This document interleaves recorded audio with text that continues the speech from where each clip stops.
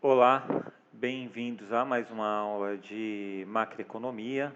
Eu sou o Douglas Alencar. Hoje a gente vai fazer uma introdução à teoria geral, né? O livro do Keynes, um dos livros mais importantes do Keynes, né? Que é a teoria geral. Hoje a gente vai falar um pouco, fazer uma introdução, né? Antes de entrar diretamente no texto do Keynes, né?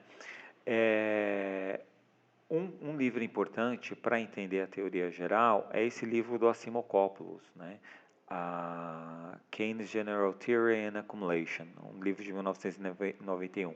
É um livro um pouco antigo, mas é um livro muito bom para entender a teoria geral, né?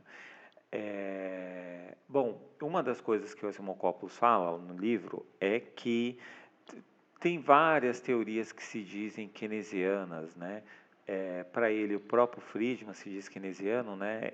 Eu discordo um pouco dessa opinião. O Friedman, vejo ele como keynesiano. É,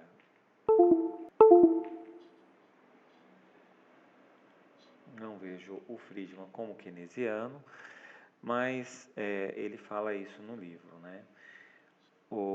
Tem a teoria novo clássica, né, que é as expectativas racionais.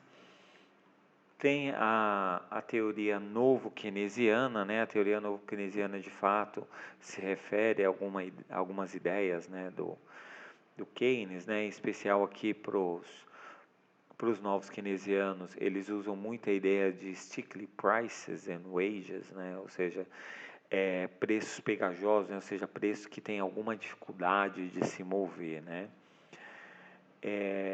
Se dizem keynesianos também aqui, os pós-keynesianos, né? Os pós-keynesianos têm os pós-keynesianos fundamentalistas, né? O pessoal ligado ao Minsky nos Estados Unidos, e tem os pós-keynesianos do crescimento econômico, digamos assim, né? Tem o John Robson, Nicholas Caldor, Kalec, por aí vai, né? Então, entre aqueles que se dizem de alguma forma keynesianos, tem muita gente, né, no meio disso, né? Eu acho que, para mim, esses aqui são os que mais se identificam de fato com o que é o keynesianismo, digamos assim. Bom, na teoria geral, então, que é o livro de 1936 do Keynes, né? Na teoria geral, a capacidade produtiva de hoje, né, ou seja, hoje, 2020 aqui, né? Estou gravando essa aula no dia 26 de outubro de 2020. Então, a capacidade de investimento que a gente tem hoje na economia depende do investimento que foi feito em plantas e equipamentos que foram feitos no passado. Então, a capacidade produtiva atual, ela depende do investimento que foi feito no passado, né? A mesma coisa a educação e treinamento. Então, se hoje a economia brasileira não cresce, é porque por muitos anos a gente não vem investindo em plantas, né, em máquinas, equipamentos, não tem investido tanto em treinamento e educação, né? Então, a produtividade, a capacidade de produção depende dos investimentos que foram feitos no passado, né? Então, as consequências do que a gente está vivendo hoje, né? Então, hoje, em 20 de outubro de 26 de outubro de 2020, né? A gente ainda está no período da Covid-19, né? A gente está saindo dessa parte, dessa crise da Covid, né? A gente acredita que a gente já esteja indo do meio para o final. Se bem que hoje, né, de novo, dia 26 de 10 de 2020, está tendo a segunda onda na Europa, né? Então os mercados financeiros já acordaram estressados hoje, muito por conta disso, né? Por conta dessa crise. E aí, o que não está acontecendo de investimento hoje, em 2020, vai impactar o nosso futuro, né? 2025, 2026, 2030 e por aí vai. Né? Então isso aqui é importante, né? Saber que o que o Brasil não tem investido hoje em educação, em máquinas e equipamentos, o que a gente não tem investido hoje vai impactar a gente no futuro, né? Então isso que tem a ver com o tempo histórico, né? O tempo histórico, né? Não querendo ser falar obviedades, né? Não é isso, mas em economia, às vezes, esse tempo histórico, você tem um tempo teórico em economia, muitas vezes, né? Por exemplo, o modelo ISLM, você tem a taxa de juros e a renda, a IS negativamente inclinada e a LM positivamente inclinada, você faz uma política monetária expansionista, né? Você desloca a LM de uma LM 0 para uma LM 1 e depois você pode desfazer, né? Aumentar essa taxa de juros, fazer uma política monetária contracionista e você volta para o ponto inicial de renda e de taxa de juros, né? Isso aqui é um tempo teórico, tá certo? Na teoria isso aqui pode acontecer, mas na vida real não é assim que acontece. Se você não, o cara que realizou, um empresário que realizou um investimento, né, um investimento grande, ele não vai se desfazer daquele investimento porque mudou a política monetária. Então, pelo menos não no curto prazo, né? Então, o tempo aqui na teoria geral e na teoria keynesiana de forma geral, o tempo é algo que anda para frente, né? Você não consegue retroceder o tempo, né? Não, o tempo vai sempre para frente. Ele é parece óbvio, né? Mas para economista isso não é tão óbvio assim. Na teoria geral, né? Esse tempo ele está indo para frente. Deixa eu apagar isso aqui que eu fiz sem querer. Muito bem. Continuando então, dando continuidade à nossa explicação aqui, né? O nível de utilização da capacidade, né, e o emprego. Isso aqui é importante, né? Vamos supor que uma indústria qualquer, então a gente tem um galpão aqui, a gente consegue construir 5 aviões, né? Vai eu com a história do avião de novo. A gente consegue construir 5 aviões por ano no nosso galpão. Essa é a nossa capacidade produtiva, né? E para construir 5 aviões, vamos supor, a gente emprega 20 pessoas, vamos colocar assim.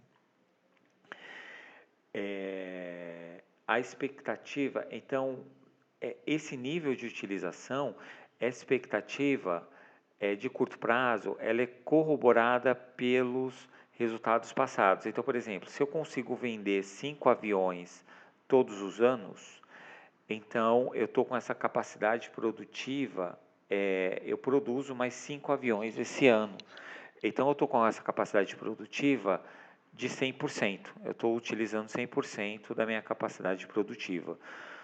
Né? Por quê? Porque no passado eu tenho vendido 5 aviões por ano, né? Então a gente constrói lá o nosso avião de 2 lugares, né? Nosso monomotor e tudo mais. Então a gente vende 5 aviões por ano. Como todos os anos a gente consegue vender 5 aviões, então a nossa expectativa de curto prazo é que a gente vai continuar vendendo 5 aviões, né? Então é corroborado pelos resultados passados, tudo bem?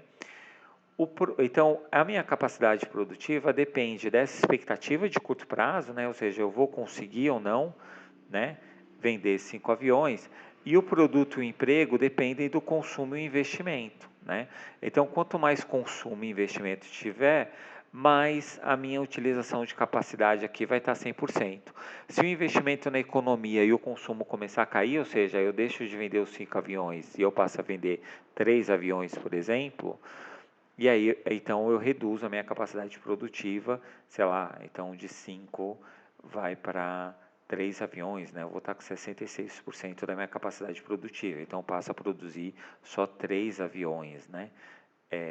Por ano. Tudo bem essa ideia? Então é isso, a capacidade, o nível de utilização da capacidade produtiva depende da possibilidade de você vender os produtos que você produz e depende do consumo e investimento. Se o consumo e investimento estiverem caindo, provavelmente vai reduzir o nível de utilização da capacidade. O consumo depende da renda corrente, então a minha capacidade de consumo, o quanto eu vou consumir, depende da minha renda hoje, né? Vamos supor que eu ganho R$2.000, então a minha capacidade de consumo depende dessa renda que eu tenho, né? Então, só para citar um exemplo que a gente acabou de viver aqui no Brasil, né? Estamos vivendo ainda, de certa forma, é o auxílio emergencial. O auxílio emergencial aumentou a renda das pessoas, né? Muita gente, né, incrivelmente no Brasil, muita gente ganhava menos que R$600 por mês. Então, dado que o governo deu esse auxílio emergencial, né, por conta da Covid-19, o consumo aumentou no Brasil e isso teve, né, provavelmente a gente vai verificar isso nos dados mais para frente, né, esse impacto no nível de utilização da capacidade. Se tem mais gente consumindo, as empresas aumentam, né, a produção, né, então é possível que as empresas aumentem aqui o nível de utilização da capacidade. O investimento, por sua vez, ele depende das expectativas de longo prazo, né? Ou seja, para mim, em vez de produzir 5 aviões, né? Então, de novo, a nossa fábrica aqui, o nosso galpão, que a gente produz 5 aviões por ano. Para mim aumentar, em vez de produzir 5, eu resolver aumentar para produzir 7, ou seja, eu aumentar aqui a nossa capacidade produtiva para produzir 7 aviões, né, ou seja, 2 aviões a mais. Para mim fazer isso, a minha expectativa de longo prazo é de que vai ter demanda, ou seja, eu olho para o futuro e eu vejo que no futuro vai ter demanda para 7 aviões em vez de 5, né? Então depende dessa demanda futura, né? Depende da minha expectativa, né? Está melhorando a economia brasileira, né? Os empresários estão investindo mais, os consumidores estão consumindo mais, né? O futuro não conhecido, né? Ou seja, um futuro incerto, eu não sei o que vai acontecer no futuro, né? A Covid foi o grande demonstrou, né, que isso acontece, né? A gente não sabe necessariamente o que vai acontecer no futuro. O, o futuro não conhecido, né, afeta através das expectativas de longo prazo, ou seja, se eu vou ter expectativa ou não de demanda para o meu produto, afeta a produção hoje. Então, se eu tenho expectativa de que no futuro eu vou ter demanda para 7 aviões, então eu posso aumentar o meu galpão, então eu aumento a produção de avião no período atual, né? Então, esse é outro fator importante que tem lá na teoria geral, né? A teoria geral, ela é uma economia monetária da produção, né? Eu vou indicar um livro aqui, não é um livro que é obrigatório para você entender, mas é um livro muito bom, né, que acabou de ser lançado, que é o livro do professor Fernando Cardim de Carvalho, né? Ele é um economista pós-keynesiano importante, faleceu esse ano ou ano passado, acho que foi o ano passado. E aí o professor Luiz Carlos Bresser Pereira resolveu traduzir esse livro, né, Princípios de Economia, de Macroeconomia para uma Economia Monetária da Produção, Keynes e os Pós-Keynesianos, que é um livro do professor Fernando Cardim de Carvalho, que eu acho que é um livro de 92, que nunca tinha sido traduzido para o português e foi traduzido agora. Então, esse livro está à venda na Amazon, em vários lugares, né, eu já comprei o meu exemplar. Então, vale a pena, né? Esse livro vale a pena. Eu estou ansioso para chegar esse livro em casa para mim poder ler, que era um livro difícil de conseguir em inglês. Mas voltando aqui, né, para o nosso curso, então a moeda é muito importante, né?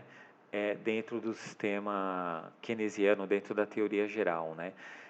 Porque a moeda, ela não é como na MV igual a PY, né? Como na TQM, na teoria quantitativa da moeda, a moeda, aqui na teoria quantitativa da moeda, ela só serve para trocas, né?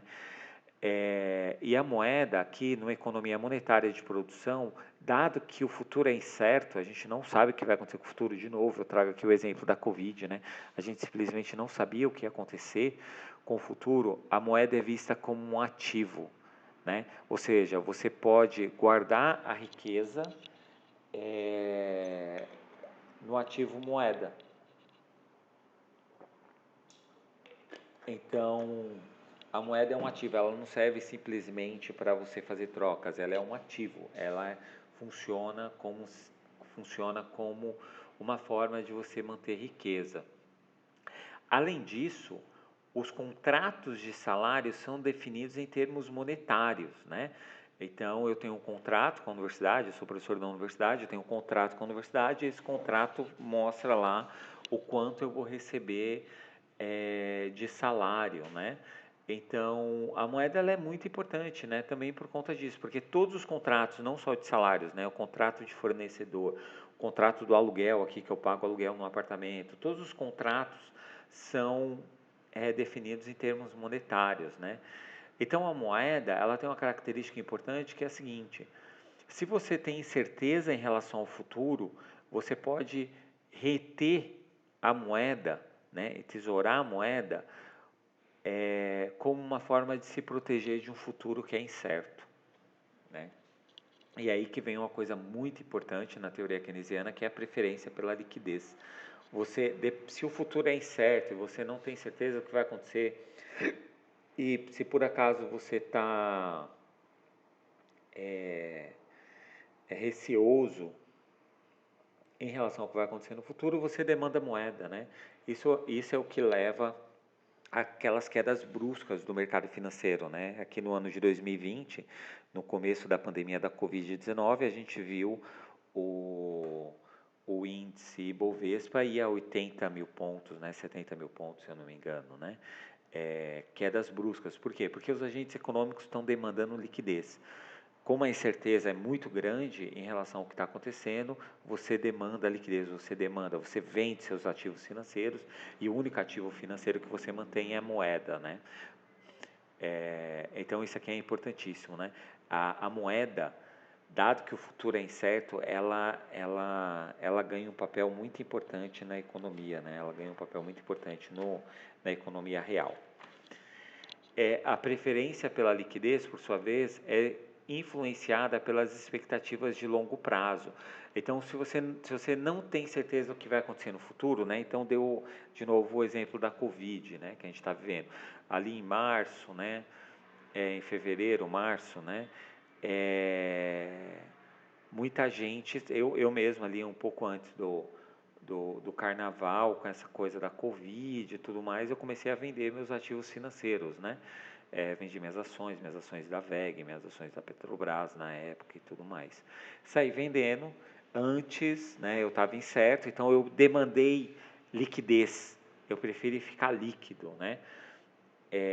E aí é isso, todo mundo começa a reduzir os ativos financeiros e preferir ficar mais líquido. E isso vai impactar a taxa de juros, né? Se está todo mundo demandando moeda, né? E a taxa de juros aqui no sistema keynesiano, a taxa de juros é o preço da moeda, né? Então é isso. A moeda, ela é muito importante porque ela é um ativo financeiro. Você pode deixar sua riqueza em formato de moeda, você pode deixar em títulos públicos, né? Você pode deixar em títulos da bolsa, né? Então você tem várias formas de você alocar sua riqueza, e uma delas certamente é em moeda, né?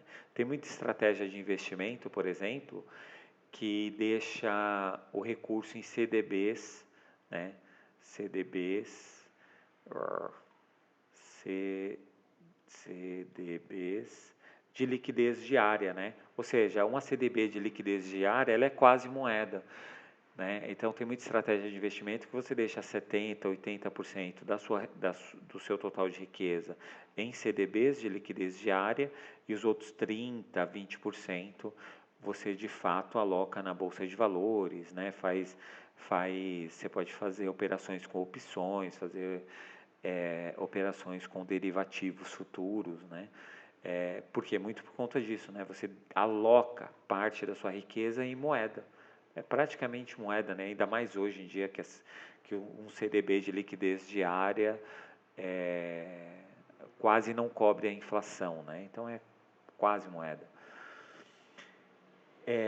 As expectativas de longo prazo, né, determinam a preferência pela liquidez e a eficiência marginal do capital. Então, se a incerteza de longo prazo está muito grande, você pode aumentar a preferência pela liquidez, e não só as pessoas, né, aumentam a preferência pela liquidez, as empresas, os bancos também aumentam a preferência pela liquidez, né? Então não é só nós consumidores, né?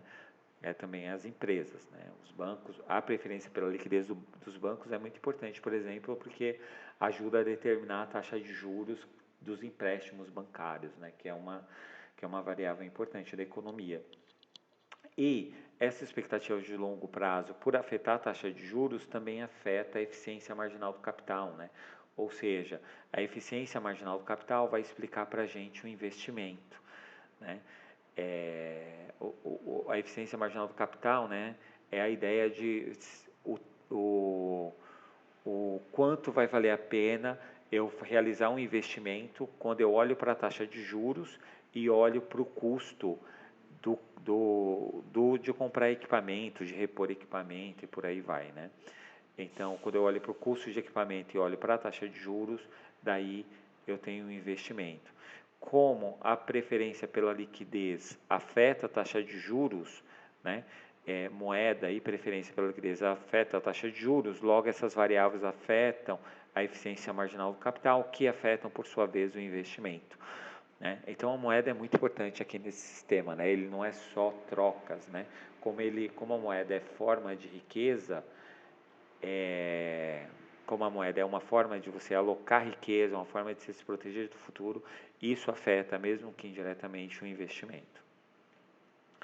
As mudanças das expectativas sobre o futuro afetam produto e emprego, né? Se as expectativas sobre o futuro melhoram, né? Então a gente está com a expectativa de que vai ter demanda para vender nossos produtos e assim sucessivamente. O produto e o emprego hoje melhoram, né? E para o Keynes, não existe no sistema capitalista mecanismos que mantenham a economia em pleno emprego, né? Ou seja, vamos supor que a gente tem capacidade de produzir 3 trilhões de reais por ano, né? O sistema de mercado não tem mecanismos que façam com que a gente tenha baixo desemprego e baixo nível de capacidade ociosa, né? Só para você ter ideia, né? Hoje a gente está na economia brasileira com 14% de desemprego. A gente já estava em crise antes da Covid, né? A Covid aprofundou a crise. Mas assim, o mercado sozinho, se você deixar o mercado sozinho, ele não vai ter mecanismos para voltar para uma taxa de desemprego de 5%, por exemplo. Né? Por quê? Porque os empresários têm preferência pela liquidez, né? Os bancos têm preferência pela liquidez, né? Os consumidores têm preferência pela liquidez. Então, se você não tiver expectativa, né? Por um empresário é simples. Para mim, produzir avião, então tenho lá a minha fábrica de avião. Para mim produzir meu aviãozinho aqui, eu só vou fazer isso se tiver demanda pelos meus 5 aviões lá. Se não tiver demanda, eu vou reduzindo até, quem sabe, fechar.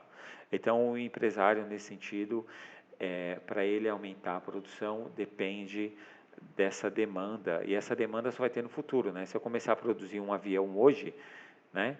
Provavelmente esse avião só vai ficar pronto, sei lá, daqui a 6 meses, 1 ano. Né? Então, a minha decisão de investimento é hoje, só que o produto do meu investimento ele é no futuro. Então, eu estou olhando sempre para essa demanda futura. Então, essa expectativa no longo prazo afeta a demanda efetiva. A demanda efetiva é isso, é o quanto vai ter de demanda futura para o meu avião. Vai ter 5, vai ter 3, né? E essa demanda efetiva afeta o produto, afeta o emprego. E isso depende também da nossa taxa de juros. Na teoria geral, né, em relação à noção de equilíbrio, né, segue a tradição marshalliana, né, mudança nas variáveis de curto prazo podem ser ignoradas, né, curto prazo afeta o equilíbrio, o emprego, e no longo prazo a gente pode ter expectativas desapontadas, né, que é isso, eu resolvi investir na minha fábrica de avião, né? Eu tinha expectativa de vender 5 aviões e aí chegou lá no ano da Covid, em 2020 eu vendi 3 ou vendi 2 ou sei lá, nesse ano da Covid talvez tenha conseguido vender 1 avião. Se essas expectativas forem desapontadas, isso vai afetar o emprego, né? O emprego no longo prazo está ligado à expectativa de longo prazo, o que na teoria geral é um caso especial, né? As condições de incerteza sobre o futuro afetam as decisões correntes, né? Então, se a minha decisão de produzir 5 aviões no ano de 2021 depende do que está acontecendo hoje, né? as condições de incerteza sobre o futuro afetam as decisões correntes, né? Ou seja, para mim decidir se eu vou ou não produzir 5 aviões, né? Ou seja, a minha decisão hoje, 2020, de produzir aviões vai depender da minha expectativa de longo prazo, do que vai acontecer no futuro. Ou seja, as condições de incerteza do futuro, né? Equilíbrio de curto prazo e variação. Pode existir desemprego, né? Equilíbrio com desemprego, ou seja, a gente tem equilíbrio, mas a economia pode ter desemprego, né? Ou seja, o que o Keynes está falando aqui é que a economia ela não tem mecanismos para a gente trabalhar no pleno emprego, né? Não tem mecanismos de mercados que façam isso. Pode existir desemprego mesmo que os trabalhadores aceitem salários menores, né? Então, mesmo que o salário esteja caindo, né? Então, hoje, de novo, 2020, né? Em 2020, teve muita gente que, nesse período da pandemia, teve o salário reduzido, né? E mesmo com o salário caindo, as empresas não estavam contratando, né? Por conta dessa incerteza sobre o futuro. Estado de repouso e equilíbrio de curto prazo, na teoria geral, é apenas temporário.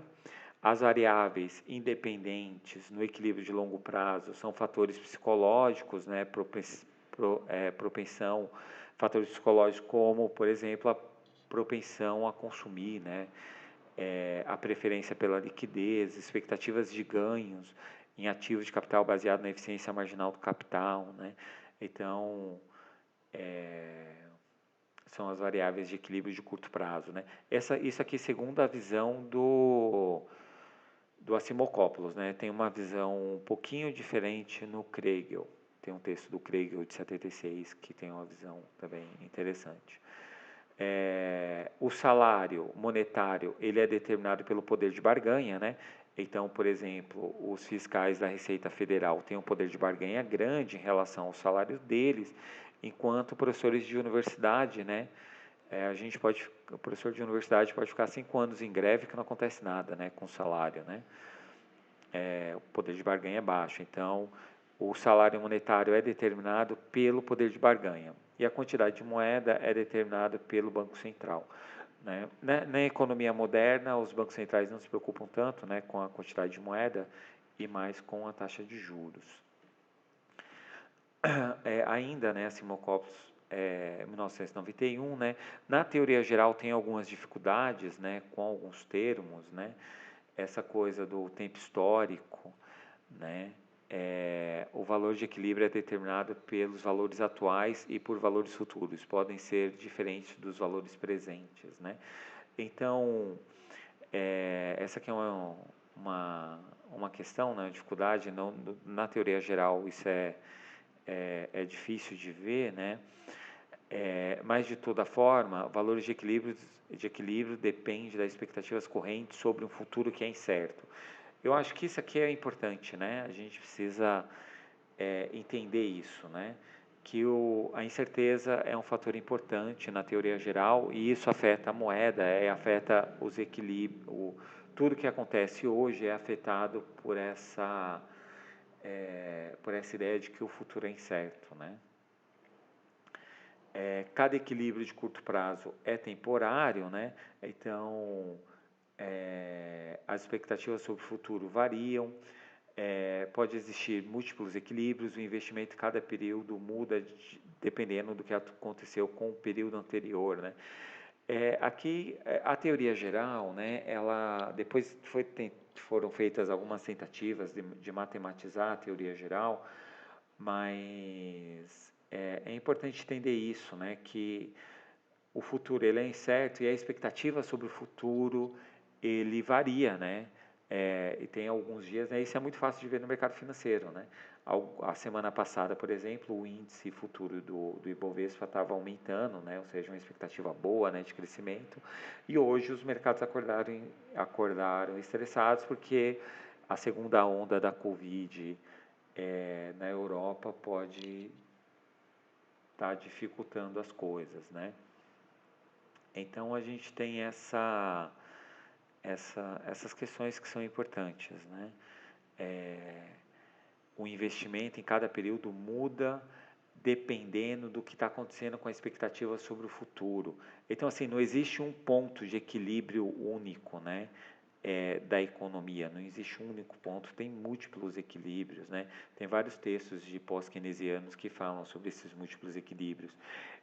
Para quem quiser se aprofundar nesse tema, tem os textos do Dutch, né? Amitabha Dutch. Ele tem bons textos que falam sobre isso. Dutch se escreve assim. Então, D-U-T. Tem um texto dele de 1990 que é muito bom sobre equilíbrios, sobre esses múltiplos equilíbrios. 90 ou 91. Ainda o Simocopoulos, né, o mercado de trabalho, contratos de trabalhos e débitos são expressos em termos monetários, né, aquilo que a gente já tinha falado antes, né. Então a moeda ganha um papel muito importante aqui, né. O Keynes ataca os postulados da economia clássica, né. Então, para o Keynes aceita, né, essa ideia de que o salário real é determinado pela produtividade marginal do trabalho, mas ele descarta essa ideia de que o trabalhador ele tem um trade-off entre trabalho e lazer, né? E aí esse trade-off entre trabalho e lazer que vai fazer o trabalhador decidir por trabalhar ou não. O Keynes rejeita essa ideia, né? Keynes rejeita o segundo postulado, né? O segundo postulado é esse aqui, da desutilidade do trabalho, né? Pois não permite o desemprego involuntário, né? Então, o Keynes aceita a ideia de que existe desemprego involuntário.